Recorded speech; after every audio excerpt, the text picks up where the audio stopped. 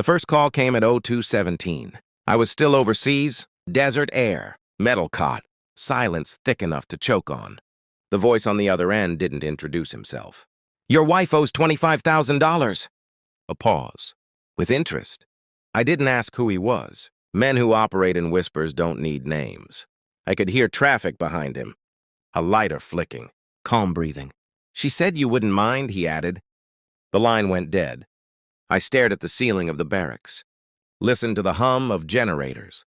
My pulse didn't change. Years of service teach you that panic wastes oxygen. 25,000. My wife handled the accounts while I served. She hated numbers. Said they made her anxious. I replayed our last video call in my mind. Her smile had trembled. Just slightly. I thought it was loneliness. I was wrong. 3 hours later, another message arrived. A photograph of our house, taken from across the street. A second message followed. Debt must be paid, or we collect differently. I closed my eyes. Not fear, calculation. When I returned home 2 months later, she met me at the airport with tears and a rehearsed embrace. Her perfume felt unfamiliar. Her sister stood behind her, watching. Always watching. I said nothing about the call. I waited. 3 nights passed before I searched the home office while she showered. I didn't rush. I didn't tear drawers open like a jealous amateur. I found the first lie inside a cookbook. 3 overdue notices. A private lender. Predatory rates. 25,000 had become 42. I checked our joint account history. Withdrawals spaced carefully. Never large enough to trigger alerts. Clever. But the money hadn't gone to gambling. Or shopping. It went to a shell company registered in her sister's name. That's when the shape of it began to form. Not desperation. Design. I remembered every time her sister visited while I was deployed. The way they whispered when they thought the microphone was muted. The way my wife insisted I extend my contract just 1 more year. We need the stability. Stability. They needed distance. One evening, her sister invited us to dinner. Her eyes lingered on me too long, assessing, measuring. "You look tired," she said. "I'm not," I replied. My wife squeezed my hand under the table. Her palm was cold. I didn't confront them, I prepared. First, I contacted a financial analyst I trusted from my unit. Quiet man. Precise. He traced the shell company in less than a week. It wasn't just debt. It was laundering. Small business grants. Fake invoices. Transfers through 3 states. And at the center, my wife's digital signature. But the money never stayed with her. It ended with her sister. The loan shark wasn't chasing repayment. He was enforcing participation. They borrowed intentionally, used my military income as collateral leverage. If things collapsed, I would be pressured to pay. If I refused, my reputation, my clearance, my career, exposed. I was the insurance policy. The rage came slow, not hot, not explosive, cold. I installed recording software on the home computer, a voice-activated device beneath the kitchen counter, another inside the car. Then I waited. Greed makes people careless. On the 4th week, I heard it. Her sister's voice, sharp and irritated. "He's back. We need to accelerate. If he finds out—" My wife interrupted. "He won't. He trusts me." A laugh. Soft, ugly.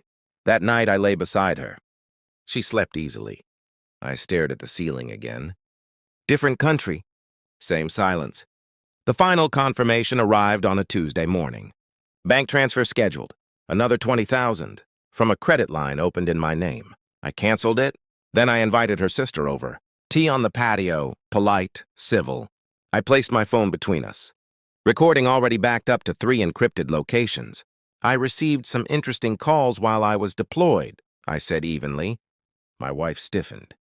Her sister's smile thinned. "I think we should clarify something." I pressed play. Their kitchen conversation filled the air. Every whisper, every calculation, every mention of using my absence as leverage. My wife's face drained of color. Her sister stood abruptly. "This is illegal." "You can't." "I can," I replied. And then I played the second recording, the one where they discussed the loan shark by name, his threats, their staged panic. Silence fell like a blade. My wife began to cry. I felt nothing. They thought exposure was the end. It wasn't. I had already sent the recordings to a federal contact, Financial Crimes Division. By the time the agents knocked on the door, I was upstairs packing a small bag. The look on my sister-in-law's face when she saw the badges was almost artistic. Shock, disbelief, rage. My wife kept saying my name as if it still belonged to her. Later that year, after the investigation concluded and charges were filed, I received another call. Thanksgiving. My daughter-in-law, entitled, sharp-tongued. "If you want to join Thanksgiving, come wash the dishes." I looked around the terrace of my villa in the Swiss Alps, snow resting quietly on distant peaks. I had purchased it months earlier, quietly, with funds untouched by their scheme. "Enjoy," I said. I sent her a photo.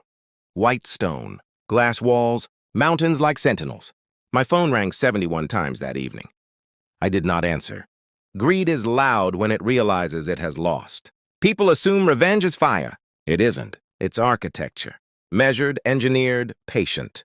I didn't scream. I didn't threaten. I didn't beg for explanations about love or loyalty. They gambled with my name, my career, my freedom. I removed myself from the board. The divorce finalized without spectacle. Assets divided according to law. Her sister faced prosecution. The loan shark cooperated to reduce his sentence.